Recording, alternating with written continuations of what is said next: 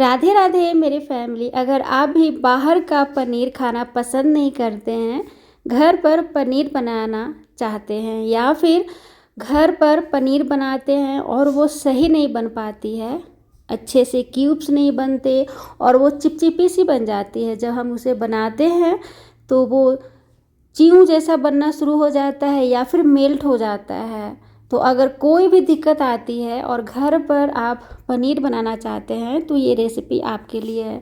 सबसे पहले मैंने यहाँ पर 3 लीटर दूध लिया, इसे काफ़ी बढ़िया से खौला लिया।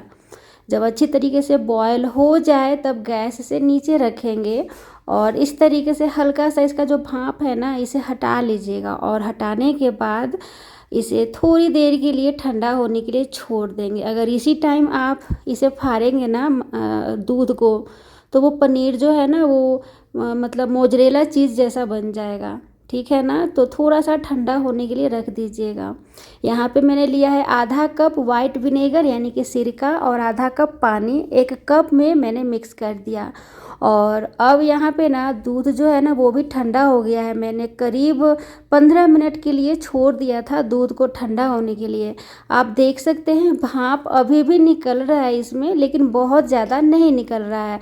तो थोड़ी देर के लिए ना छोड़ दीजिएगा, मतलब कि अपने आप भाप निकलना ऊपर से जब बंद हो जाए ना, तब धीरे धीरे आपको ये विनेगर का पानी डालकर दूध को फाड़ लेना है। अभी देखिए ध्यान से, मैंने तो इसमें डाल दिया, हो सकता है इससे ज़्यादा अभी डालने की ज़रूरत पड़े, पर पहले चेक करेंगे है कि नहीं। तो सबसे पहले डालने के बाद धीरे धीरे इस तरीके से आपको करछी से चलाते हुए आपको दूध फाड़ना है। बहुत ज़्यादा तेज़ी से आपको करछी को नहीं चलाना है, वैसे अगर आप चलाएंगे ना तो अच्छा वाला पनीर नहीं बनेगा, वो दही जैसा बन जाएगा पनीर।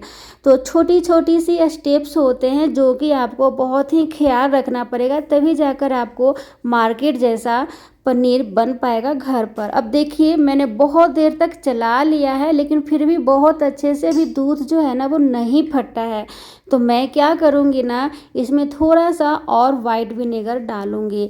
देखिए दोस्तों, विनेगर 2 तरीक़ों का मार्केट में मिलता है, एक फ्रूट विनेगर मिलता है और एक वेजिटेबल विनेगर मिलता है।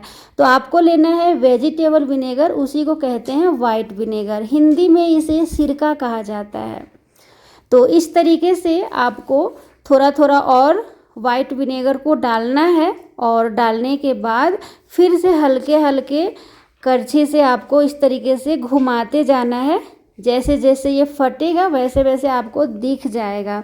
आप चाहें तो नींबू से भी फाड़ सकते हैं, पर नींबू बहुत ज़्यादा डालना पड़ता है, बहुत ज़्यादा, मतलब कम से कम 5 से 6 ज़्यादा उससे भी डालने की ज़रूरत पड़ जाती है। तो मैं नींबू से तो बहुत कम ही दूध फाड़ती हूँ, ज़्यादा अमाउंट में रहता है तो मैं विनेगर से ही फाड़ती हूँ।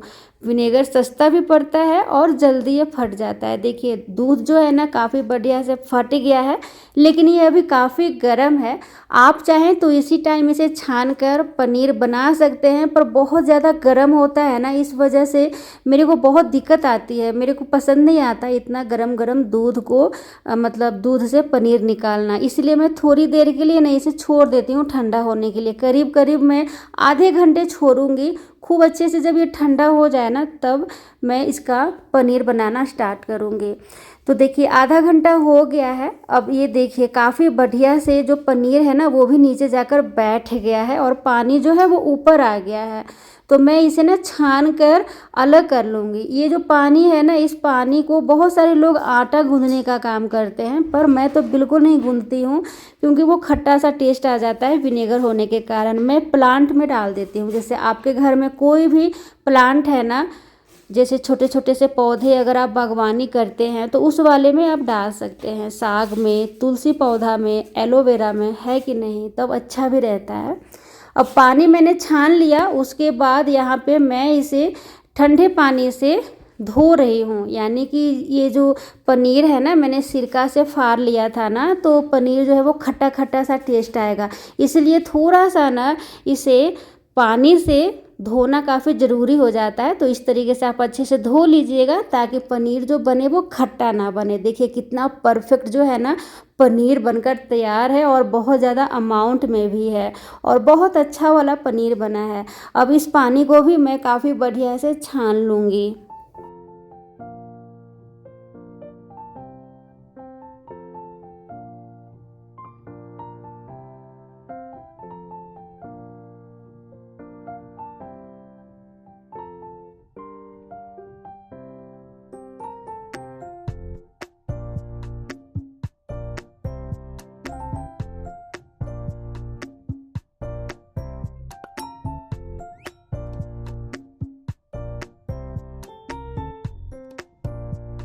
तो पनीर से सारा पानी निकाल लेने के बाद एक मैंने कॉटन का कपड़ा लिया है। आप कोई भी कपड़ा ले सकते हैं पर ध्यान रखिएगा पतला हो और उसमें से सारा पानी निकल जाए, ठीक है।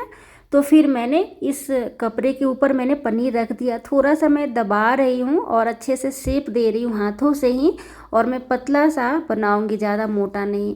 और इस तरीके से शेप देने के बाद ना कपड़े को चारों तरफ से एकदम टाइटली आपको शेप दे देना है। और इस तरीके से देखिए, ध्यान से देखिएगा, मैं बहुत ही टाइट कर रही हूँ ताकि अच्छे से ये शेप में आ जाए। थोड़ा सा भी अगर आप ढीला कपड़ा से बांधेंगे ना तो थोड़ा वो जो है ना अच्छे से क्यूब्स में बैठेगा नहीं पनीर, और पनीर जो है वो बीच से ही टूट जाएगा। तो इस तरीके से आपको टाइट दबा देना। आप ध्यान से देखिए। फिर इसके ऊपर मैंने एक प्लेट लिया और अच्छे से इसका जो पानी है ना वो निकाल रही हूँ। जितना आपसे पानी निकल पाए दबाते हुए उतना ही आप निकालिएगा।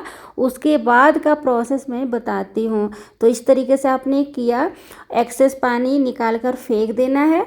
और देखिए मेरे घर में ना बहुत ज़्यादा वज़न वाला चीज़ कुछ ऐसा है नहीं, जैसे कि सिलबट्टे वगैरह होते हैं तो वो सब है नहीं। तो मैं क्या कर रही हूँ ना कि पतीले में पानी रख कर इसके ऊपर से मैं मतलब कि वज़न दे रही हूँ ताकि ज़्यादा वज़न रहे तो जल्दी जल्दी से पानी के ऊपर मतलब पनीर से पानी निकल जाए। और देखिए आधे घंटे के बाद ना मैंने हटाया और जितना पानी एक्स्ट्रा था ना वो सब निकल गया। तो आधे घंटे या फिर 1 घंटे के लिए आप इस तरीके से इसे रख दीजिएगा। हो सकता है कभी कभी अगर ज़्यादा पानी पनीर के अंदर रहता है ना तो 1 घंटे के लिए भी ना भारी चीज़ रखने की ज़रूरत पड़ जाती है। तो उस अनुसार आप देख लीजिएगा। और ये देखिए हमारा पनीर घर पर कितना परफेक्ट झटपट से बनकर तैयार है। तो अगर हमारी रेसिपी पसंद आए ना तो प्लीज़ मुस्कुराइएगा, लाइक कीजिएगा और सब्सक्राइब कीजिए। और घर पे इसी तरीके से हेल्दी हेल्दी चीज़ बनाते रहिए। और देखिए कितना परफेक्ट बना है ना। पहले से मैंने और भी पनीर बना कर रख दी थी, तो मैं इस तरीके से ना बना कर एक डब्बे में फ्रीज में रख देती हूँ। मुझे बहुत पसंद है घर पर पनीर बनाना और इसे नई नई रेसिपी शूट करना, पराठे बनाना।